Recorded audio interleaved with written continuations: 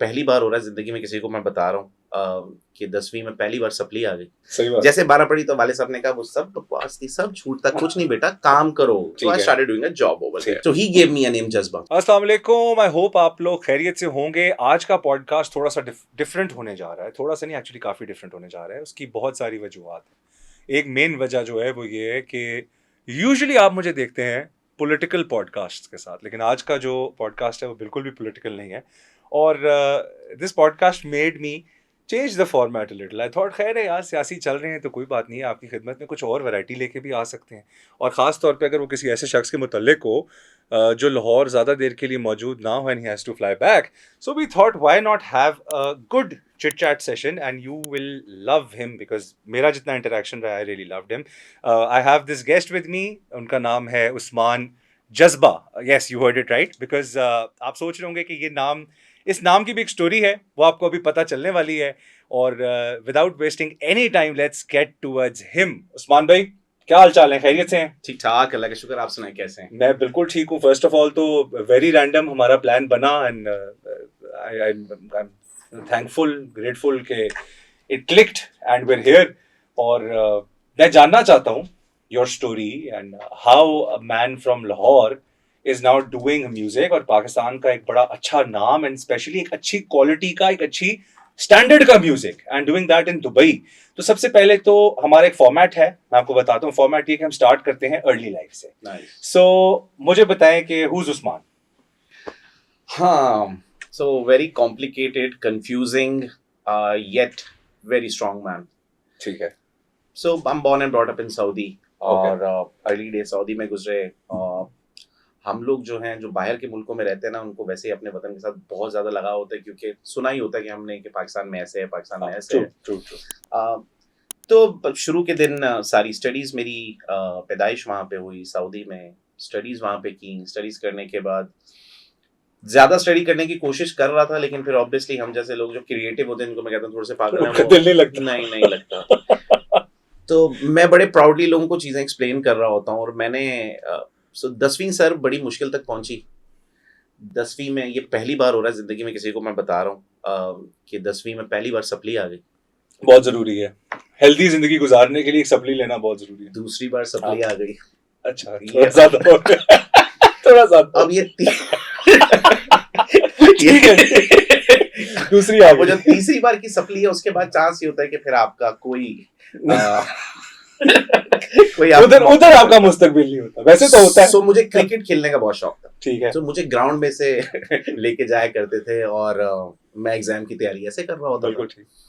So my father said कि अगर तुम्हें क्रिकेट खेलना है और तुम्हें पाकिस्तान के अंडर 19 में जाना है तो you have to pass this. He made a call to someone in Pakistan. ठीक है। और उनने मुझसे एक झूठ बोला कि यार वो मेरी बात हो गई है फलाने से, और उन्होंने कहा है कि जी आप जो हैं ये पास कर लेते हैं तो यही क्राइटेरिया होता है। ठीक है। 12 पढ़े लेकिन आप तो बेटा 10 पे रुक गए हो। ठीक। उसने मुझे किक दी और सर मैंने वो जो तीसरी बार सप्ली खुदा ना खास्ता आ जाती, उसको रोक लिया, वो मैंने पास कर ली। क्या बात है। वो पास करने के बाद मेरी 11वीं और 12वीं जो है फिर वो मैंने नहीं, अल्लाह का शुक्र है कि उस टाइम आज तक क्रिकेट था, गोल आ गया था ना, गोल आ गया था। तो सर मैंने 97% मार्क्स लेकर आया। ओह, क्योंकि उसके बाद क्राइटेरिया ये था कि शायद मार्क्स इतने अच्छे हैं तो हो सकता है कहीं ऊपर मिल जाए। सही बात। जैसे 12 पढ़ी तो वाले साहब ने कहा वो सब बकवास थी, सब झूठ था, कुछ नहीं बेटा, काम करो, या तो पढ़ाई कर लो या काम कर लो cricket, because I wanted you to pass that phase. But उस चीज ने मेरे अंदर एक वो चीज डाल दी थी कि यार कुछ करना चाहिए, अब कुछ करेंगे तो कुछ आगे होगा। Cut long story short, my father used to work for Aramco. वो पाकिस्तान आ गए, ही केम पाकिस्तान, ही गॉट इल, मैं पाकिस्तान आया and after that I wanted to go for higher studies. But then I thought नहीं, दुबई चलते हैं, क्लोज बाय भी है और दुबई। अच्छा, ये डिसीजन वैसे बहुत सारे लोग जब पाकिस्तान आप रिलोकेट करने की बात करते हैं, the first place that comes to your mind is Dubai. Absolutely, कि यार घर के करीब है, एक्सेसिबिलिटी फैक्टर है, पीछे आना पड़ जाए तो आसान होगा, 3 घंटे की फ्लाइट है, आप आराम से आ जा सकते हैं, फिर अपने लोग भी मिल जाते हैं, आपको कम्युनिटी बड़ी स्ट्रांग है वहाँ पे, बिल्कुल। क्योंकि born and brought up Saudi तो हमें पता है कि वहाँ पे पाकिस्तानी, इंडियंस और मतलब बांग्लादेशी, ये करीब की फैमिलीज होती हैं जो हाँ लैंग्वेज भी है, सब कुछ है। आप ऑल द वे 7 घंटे 8 घंटे लंदन जाते हैं या 14 घंटे यूएस चले जाते हैं, खुदा ना खास्ता पीछे कोई मसला और टिकट बड़ा मुश्किल है, तो मुश्किल है। तो दैट वाज अ डिसीजन और सऊदी मूव किया। बट मूव करने के बाद I was studying a bit और फिर उसके बाद वही चीज हो गई, दिल नहीं किया पढ़ाई का, मैं पढ़ाई छोड़ते हैं जॉब स्टार्ट करते हैं, तो I started doing a job over there. Banking से मैंने अपनी लाइफ स्टार्ट की सर, और कुछ 14 साल दिए बैंकिंग को। और फिर उसके बाद एक गुरु साहब से मिला। गुरु साहब से मुराद है कि वो हमेशा मुझे देखते रहते थे कि यार ये अजीब अजीब चीजें करता है, ये काम के से आने के बाद लिखता भी रहता है कुछ, फिर मैं देखता हूँ ये तैयार होके, वो देखता है ये तैयार होके चला जाता है। I used to stay in a sharing, तो वो कहते थे कि तुम फिर तैयार होके भी जाते हो, जब वापस आते हो तो मैं तुम्हारा मेकअप लगा हुआ देख रहा होता हूँ, कहीं लिपस्टिक होती है, कहीं पे वो कुछ मेकअप क्या चक्कर है। So then I explained him कि मैं आरजे हूँ, मैं रेडियो के ऊपर रेडियो जॉकी करता हूँ, मैं लिखता हूँ, I am giving songs to people, मैं लिख के उनको देता हूँ, ठीक है, राइटर के तौर पे। फिर उसके बाद मैंने उनको कहा कि ये जो मैं गेटअप वेटअप, ये मेरी मॉडलिंग होती है, सब कुछ होती है। सो he gave me a name जज्बा। सो आई said why Jazba? He said because you are very passionate, I see that. तुम कहीं इस उम्र में लोग पार्टीज कर रहे होते हैं, डिस्ट्रैक्टेड होते हैं, बट तुम काम से फौरन वापस आते हो, आने के बाद तुम बैठ जाते हो, लिख भी रहे होते हो और तैयारी से जा रहे हो, वापस आ रहे हो, मैं तुम्हें खाते पीते नहीं देख रहा, चीजें नहीं देख रहा। So such kind of people are very passionate, तो शायद तुम बड़ी लंबी रेस के घोड़े हो, तो मुझे लगता है मुझे तुम्हें ये नाम देना चाहिए। और I like the name, I was like यार ये तो कुछ डिफरेंट है, so I was like let's keep this name. और वहां से ये नाम जज्बा का सिलसिला शुरू हुआ, वो जो स्टोरी आप कह रहे थे, और आज बस आपके सामने बैठे हैं जज्बे के साथ। बिल्कुल ठीक है। What was the first thought process like? आप ठीक है, आपने बड़ी, बंदा है ना, उसको डाइवर्सिटी नजर आ रही होती है, अच्छा ठीक है, मैं मॉडलिंग में भी मैं एक्सप्लोर कर सकता हूँ, मैं ये एवेन्यू भी खोल सकता हूँ, मैं ये एवेन्यू भी खोल सकता हूँ। यूजुअली ऐसे केसेस जो है ना, ये बड़ी एक वेवलेंथ होती है जिससे आप या टेक ऑफ करते हो या आप नोज डाइव नीचे चले जाते हो। बिकॉज मैं अपने साथ रिलेट करता हूँ ना कि मैं पीछे भी जाता हूँ, मियाँ वाली में हल्के में भी जाता हूँ, मैं जमींदारा भी कर रहा हूँ, साथ मेरा पॉडकास्ट भी चल रहा है, साथ you know social activity, food vlogs भी चल रहे होते हैं। तो अच्छा, अब यहाँ पे ना सबसे मुश्किल डिसीजन जो है ना, वो है कि अगर if I have to choose इनमें से किसी चीज को एंड से कि ये मेरी मेन थिंग है, तो वो क्या होगी? तो इन योर केस कैसे फिल्टर आउट किया बाकी एवेन्यूज को और कैसे फोकस किया? आज you are more known as a musician, so what was the journey इसके पीछे की? यार मेरा ना फंडा थोड़ा सा डिफरेंट था। मुझे, ये आपने बिल्कुल सही कहा, लोगों को एक अपनी कोर चीज रखनी होती है, साइड की चीजें बाकी चल रही होती है साथ, आप उसी की वजह से जाने जा रहे होते हैं। ऐसे आज मार्केट पे अगर आप मेरा नाम कहीं देखते हैं तो वो सिर्फ म्यूजिक से रिलेटेड नहीं आता, बिल्कुल ठीक, वो various, there are many things, बल्कि आप TikTok management and so there are a lot of things which I do in TikTok. There are, I'm a mentor to many people.